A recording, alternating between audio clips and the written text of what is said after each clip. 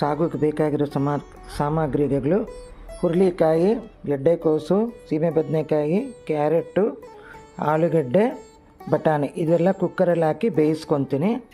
ಇದು 3 ಒಗ್ಗರಣೆಗೆ ಹಾಕ್ತೀನಿ. ನೋಡಿ ಹಣ್ಸಿದ್ದೀನಿ ಸ್ಟವ್ವು. ಒಂಚೂರು ಅರಿಶಿನ, ಒಂಚೂರು ಉಪ್ಪು, ಹೋಳಿಗೆ ಮೆತ್ಕೋಬೇಕು. 1 ಲೋಟದಷ್ಟು ನೀರು,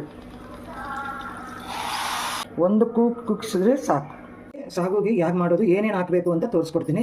ಮೊದಲನೇದಾಗಿ ನೋಡಿ, ಒಂಚೂರು ಮಸಾಲೆಗೆ ಏನೇನು ಹಾಕಬೇಕು, ಏನೇನು ರುಬ್ಬಬೇಕು ಅಂತ ತೋರಿಸ್ತೀನಿ. ಚಕ್ಕೆ ನೋಡಿ, ಸ್ವಲ್ಪ ಲವಂಗ 4, ಸ್ವಲ್ಪ ಶುಂಠಿ, ಬೆಳ್ಳುಳ್ಳಿ ಇಷ್ಟ ಇರೋರು ಹಾಕ್ಕೊಬೋದು, ಇಲ್ಲಾಂದರೆ ಸ್ಕಿಪ್ ಮಾಡ್ಬೋದು. 2 ಹಾಕ್ತಾಯಿದ್ದೀನಿ. ಸ್ವಲ್ಪ ಸೋಂಪು ಮತ್ತು 4 ಹಸಿಮೆಣಸಿನ್ಕಾಯಿ, ಸ್ವಲ್ಪ ಪುದೀನ, ಸ್ವಲ್ಪ ಕೊತ್ತಂಬರಿ ಸೊಪ್ಪು, ಕೊಬ್ಬರಿ ಒಂದು ಅರ್ಧ ಗಿಡಕಷ್ಟು, 1 ಹಿಡಿಯಷ್ಟು ಕಲ್ಲೆಪಪ್ಪು ಹಾಕ್ತಾಯಿದ್ದೀನಿ,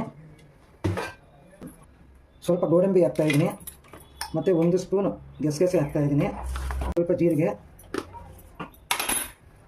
ಒಂದು ಅರ್ಧ ಟೊಮೊಟೊ, ಅರ್ಧ ಈರುಳ್ಳಿ,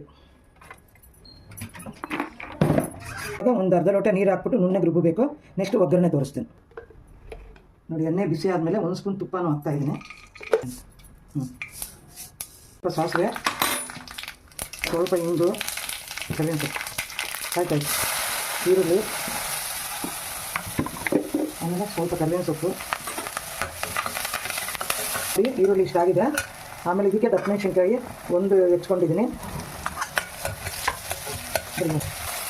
ಅರ್ಧ ಟೊಮೊಟೊ ಮಿಕ್ಸಿನಲ್ಲಿ ರುಬ್ಬೋಕೆ ಹಾಕ್ಕೊಂಡೆ, ಮತ್ತು ಅರ್ಧ ಇದಕ್ಕೆ ಹಾಕ್ತಾಯಿದ್ದೀನಿ.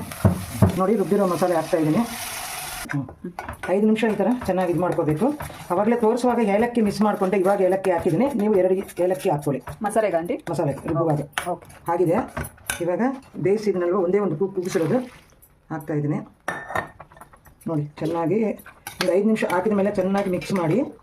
ಎಲ್ಲ ಆಗಿದ ಮೇಲೆ ಮಿಕ್ಸ್ ಆದಮೇಲೆ ನೋಡಿ, ಕೊತ್ತಂಬರಿ ಸೊಪ್ಪು ಮೇಲ್ಗಡೆ ಲಾಸ್ಟಲ್ಲಿ ಉದುರಿಸಿ 1 ಸ್ಪೂನ್ ತುಪ್ಪ ಹಾಕಿರ್ತೀನಿ. ವೆಜಿಟೇಬಲ್ ಸಾಗು ನಂದಿನಿ, ನೀನು ಕೇಳಿದ್ದು ರೆಡಿ ಆಯಿತು. Thank you aunty, super.